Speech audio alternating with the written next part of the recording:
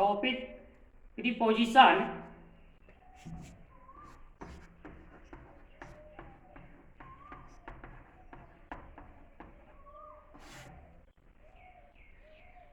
आज मैं बतला रहा हूं कि इस वर्ड के साथ क्या क्या प्रीपोजिशन लगेगा।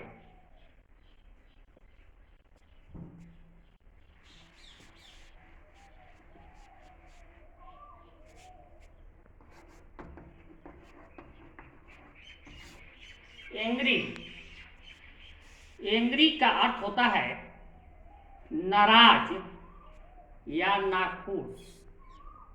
इसके साथ विद कब लगेगा, एट कब लगेगा।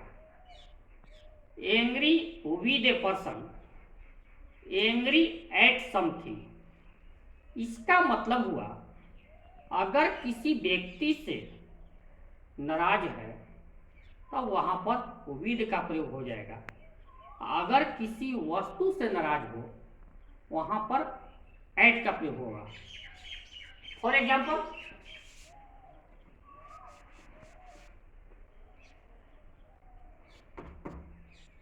I am angry with Ram. मैं राम से नाराज हूं। यहां राम जो है व्यक्ति है। I am angry at your mistake। मैं तुम्हारी गलती से नाराज हूं। यहां पर वस्तु का भूत किया, यहां पर व्यक्ति का भूत किया, तो व्यक्ति रहेगा विद का प्रयोग होगा, वस्तु रहेगा एट का प्रयोग होगा।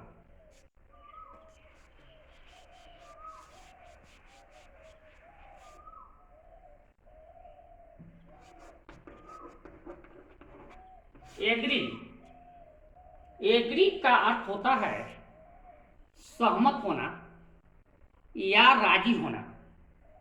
इसके साथ तीन प्रीपोजिशन बतला रहा हूं। Agree with a person, agree to a proposal, agree on a point. अगर व्यक्ति रहेगा तो विद का प्रयोग होगा। अगर प्रस्ताव रहेगा तो टू का प्रयोग होगा। अगर बिंदु रहेगा तो ऑन का प्रयोग होगा। For example, I agree with Ram. इसका अर्थ हुआ मैं राम से सहमत हूं। दूसरा, I agree to this proposal. मैं इस प्रस्ताव से सहमत हूं। आगे, I agree on a point. मैं इस बिंदु पर सहमत हूं। तो इसके साथ तीन प्रीपोजिशन का प्रयोग बताया। Agree with a person, agree to a proposal, agree on a point. आगे, ब्लाइंड, ब्लाइंड का अर्थ होता है अंधा। यहां पर मैं दो तरह के अंधा बतला रहा हूं। एक शारीरिक अंधा होता है, एक मानसिक अंधा होता है। शारीरिक अंधा का मतलब कि आंख खराब हो। मानसिक अंधा का मतलब आंख रहने के बावजूद भी गलती पर ध्यान नहीं देना। यह आपका मानसिक अंधापन का बोध करता है। For example, Rohan is blind of, Rohan is blind of one eye. Rohan एक आंख से अंधा है, यानी एक आंख खराब है। दूसरा, Sita is blind to her sons fault. Sita अपने पुत्र की खामियां से अंधी है, यानी गलतियां पर ध्यान नहीं दे रही है। तो इससे स्पष्ट होता है ब्लाइंड ऑफ, ब्लाइंड टू, तो ऑफ से शारीरिक अंधा का बोध होगा और टू से मानसिक अंधा का बोध होगा।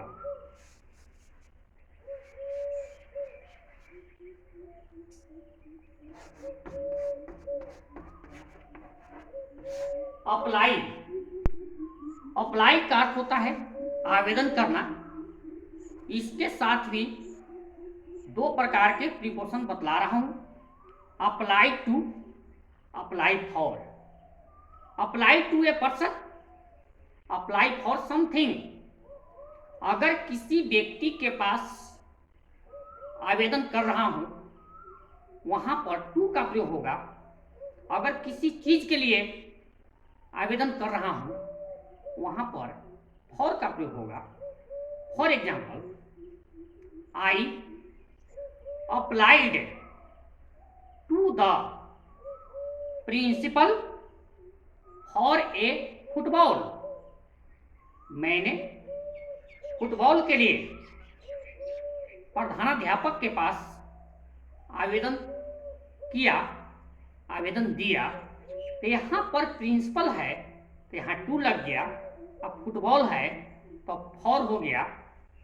पुनः समझ लें, apply to a person, apply for something. आगे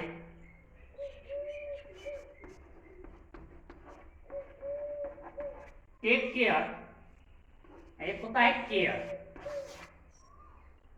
दोनों का अर्थ सेम होता है। टेक केयर का अर्थ ध्यान देना, केयर का भी अर्थ होता है ध्यान देना, लेकिन टेक केयर के साथ ऑफ का प्रयोग होता है और केयर रहने पर फॉर का प्रयोग होता है। Take care of, care for.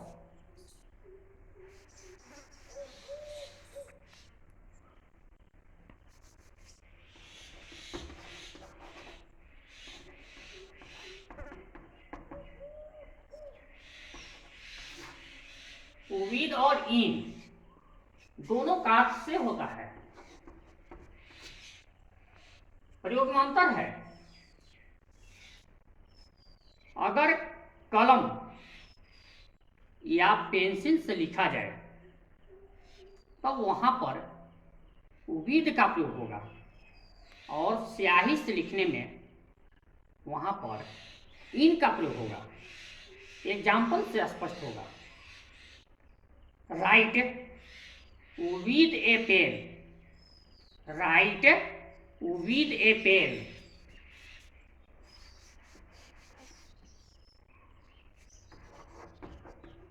Right with a pen. यहां पर विद लगा कारण कि क्या है, पेन है। यही रहता राइट इन इंक, यहां पर इन लग गया। एक बात पर ध्यान देना पड़ेगा, अभी मैंने बोला राइट विद ए पेंसिल,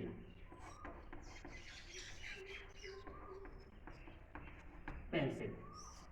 अब यहां पर पेंसिल है, विद लगा। इसमें ध्यान क्या देना है कि अगर पेंसिल के पहले आर्टिकल का प्रयोग हो, पेंसिल के पहले आर्टिकल का प्रयोग हो, वहां पर विद लग जाएगा। अगर पेंसिल के पहले आर्टिकल नहीं हो तो वहां पर क्या लग जाएगा, इन लग जाएगा। थैंक्स।